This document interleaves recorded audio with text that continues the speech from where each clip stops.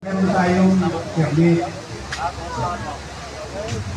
Kaya lang, sa dami nag-rally, iba-iba yung tema ng kanyang dinadala.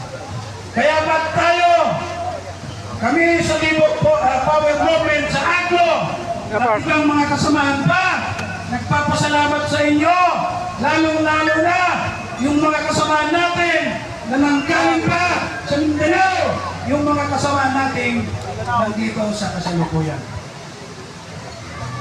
Alam niyo po, kung nabubuhay si Andres Bonifacio, malamang sa malamang, hindi lang natin siya kasama, malamang siya pang nangunguna para ipaglaban ang mamamayang Pilipino, hindi lang mga manggagawa sa kanilang karapatan, kundi itinounce, ipulalas, isigaw ang nangyayaring korupsyon sa ating bayan sa kasalukuyan.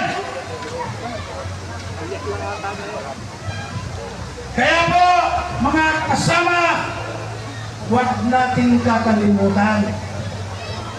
Bukod sa Ronel Bonifacio, nandito tayo parang ipaabot sa inyo sapagkat yung ibang mga kasamahan natin medyo may konting kalituhan pa.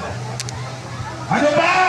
Sa kasaysayan ng Pilipinas, alam nyo, may daan po ako eh. Marami ng administrasyon yung pinagdaanan ko at tuloy-tuloy na nakikipaglaban para sa manggagawa at sa mamamayang Pilipino. Pero itong administrasyon na ito ang pinakakurat. Napakakurat po.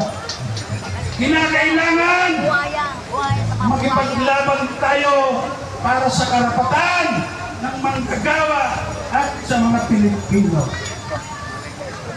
Alam nyo ba, dahil dito sa krisis na ito, ay itong korupsyon sa flood control, ang dami natin kasamang manggagawa na apektado, tanggal na sa trabaho, sapagkat halos lahat ang kumpanya konektado sa construction ay liot na.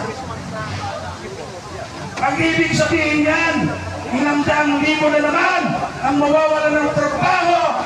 Yan ay malamang sa malamang sasama na roon sa araw-araw na umaalis sa Pilipinas ang ibang bayan para maganap ng trabaho na ayon sa datos mga kasama, umaabot ang 6,000 araw-araw ang ibang bansa para magpaganap ng trabaho.